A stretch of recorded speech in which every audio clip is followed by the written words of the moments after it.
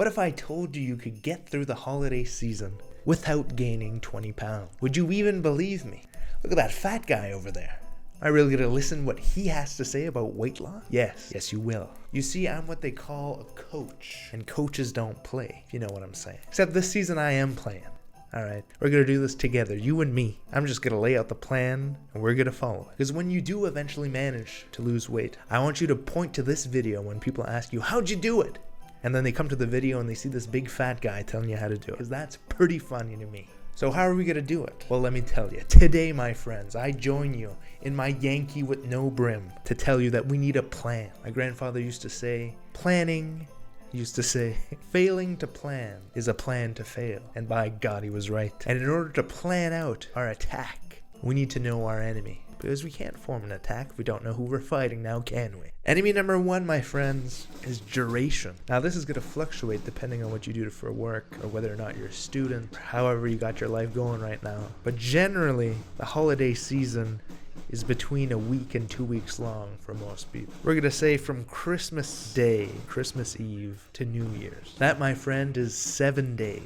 And in those 7 days, you will be prompted to indulge in the ceaseless consumption of rich food and hearty ales. Countless. Now this, my friends, is the most special time of year. So I'm not going to advocate to go fully abstinent. It kind of ruins the vibe, doesn't it? And to be honest, you don't want that. You want to relax. You want to have fun. I want to relax. I want to have fun too. However, do we really need to relax our diet for all 7+ of those days? That I don't think is necessary. I say give yourself 2 days max. Christmas or Christmas Eve and New Year's. I think that's more than reasonable. You get your 2 days of getting the let loose without going too crazy. And the reason why I specify one during the Christmas time, one during New Year's Eve time, is because it's very crucial that you don't let your diet slide for 2 days in a row. Alright, you've been working for weeks or months potentially to get on a good streak with your weight loss, and the last thing you want to do is start a new streak, a bad streak. Bad habits. 1 day of letting it slip, no, isn't going to do that. But as soon as you do 2 days in a row,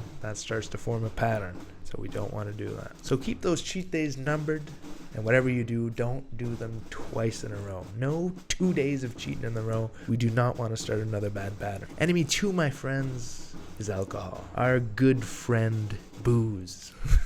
Our good and reliable friend to get us through any uncomfortable situation family or loved ones put us in. My fellow heifer. Just because alcohol isn't food does not mean it shouldn't be counted in our diet. Alcohol can be extremely calorically dense, alright? And it's very easy to overindulge, especially during the holiday season. But most importantly, and crucially, alcohol will affect our judgment. How quickly we forget all of our how quickly we forget all our goals and reason once a few bevies go down the hatch. Ladies and gentlemen, we should aim to have our wits about us during this time of war against gluttony.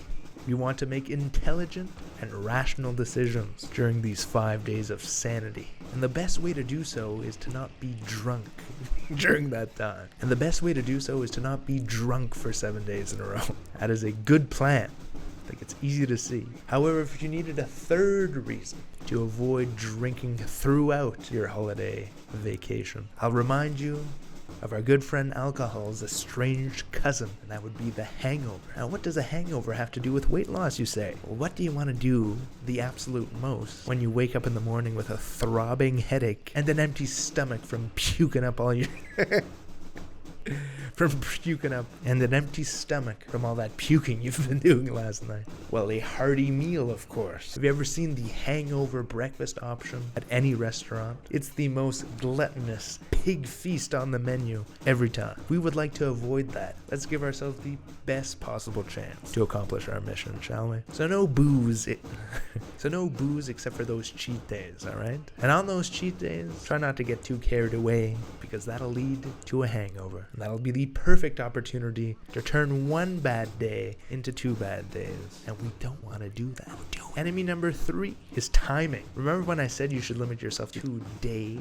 Well, if you want an even better chance of accomplishing that mission, I would recommend you think more of those 2 days as 2 time slots. Most of the time, holiday meals are extremely abundant and calorically dense, of course. But believe it or not, that actually makes our job easier, not harder. Contrary to popular belief, the less you eat does not equal the hungrier you are. It's actually the opposite oftentimes. If you start your cheat day first thing in the morning and start indulging, your hunger is probably going to stay high all day, especially if you're indulging in sugary foods as your vice of choice. What I would recommend is to stay fasted until that huge family meal. Then you can let loose as much as you want. This will drastically reduce your caloric intake during the day and drastically reduce your hunger as well. And it'll still allow you to pick out as much as you want with your loved one. Best of both worlds. Now, if you don't believe me that food actually increases hunger a lot of the times, give this strategy a try before the holidays. Try not eating until later into the day, letting your hunger pass if it arises in the morning, if you're truly even hungry at all during the morning. A lot of people actually aren't, including me. We just eat out of habit. If you want to make things a little easier, have some coffee or tea or a little water with electrolyte. This will stave off your hunger until feeding time. So again, think of your cheat meal more as a cheat time slot and only indulge during that time. In that time though, go as wild as you want. Enemy number 4, and this is a tough one. This might be the toughest one. It is social pressure. Come on, live a little. Why don't you? It's the holidays. Calories don't count during the holidays. Don't you know? No. Nah, that's not gonna work today. Now, at the end of the day, your loved ones aren't doing this out of any malice, right? That's what actually makes it harder. They're doing it out of love. They want you to chill, to relax, to enjoy with them. They don't want to think like you have to be restricting yourself and starving yourself or whatever they might think during this time of celebration. And you're not stupid. You know this calories don't count during Christmas. That's ridiculous. You know it's eventually going to result in you messing up your plans. You hear it often enough and you want to believe it enough and you start to believe it yourself. Yes, friends, the human mind can be adapted and warped into thinking pretty much anything. You hear it enough times and you're like, you know what, you're right.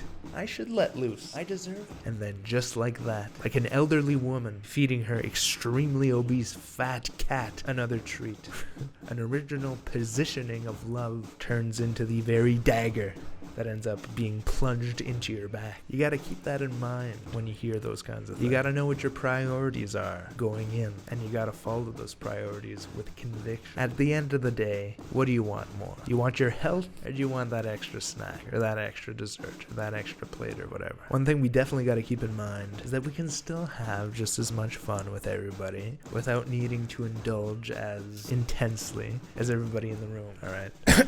Alcoholics manage to do this all the time. Alcoholics don't need to change their entire social life in order to be able to quit their addiction. They can go out, they can go have fun with their friends, even if they're drinking and the alcoholic is not. And my friends, if you think we are any different from an alcoholic's obsession with alcohol, I got bad news for you. A heifer's obsession with food is the exact same thing. The exact same. We are addicted in the same way as they are addicted to booze. So have some conviction, learn to say no thank you, go in with a plan, follow it, and your loved ones will still love you, I promise.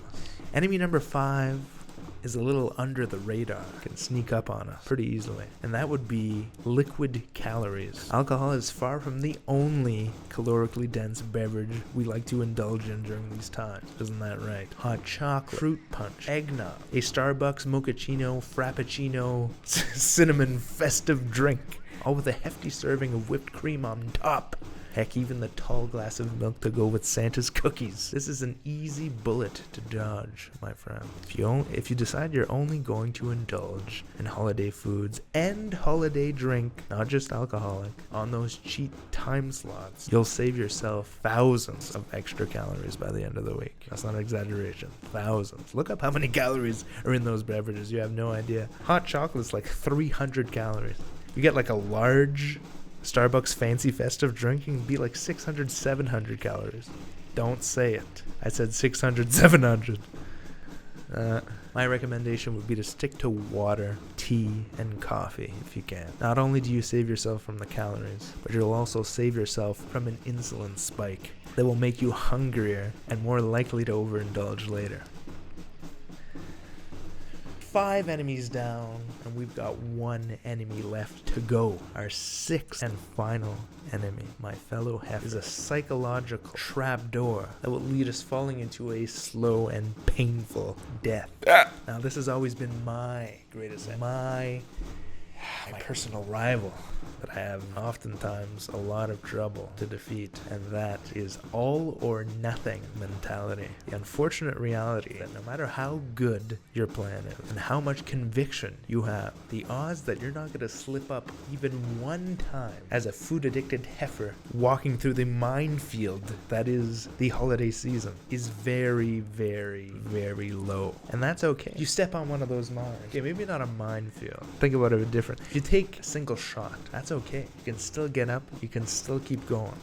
We don't have to abandon our mission. If we say to ourselves, screw it. This wasn't a cheat day in a cheat time slot. I had a couple of cookies. It's over. Might as well just throw it all away now. It's already over. Let's go all in. If we do that, we're falling for the oldest trick in the book. Like I said, nobody has fallen for it more than me. So if you slip up, you indulge a little when you shouldn't. Don't throw it all away. You're fine. Pick yourself up, keep it going. Don't completely abandon the whole mission just because one objective was failed. I know we are going to do it, and I know it's a lot easier to do it now that we have a plan. We know what our enemies are, we know how to dodge and weave, and we know where we're going. Now that we have our plan, we can go ahead and enact it. We can go ahead and enact it. Now that we have our plan, we can go ahead and follow it. So let's get after, fellas. So let's get after it, heifers. And with that, I wish you a Merry Christmas and a Happy New Year.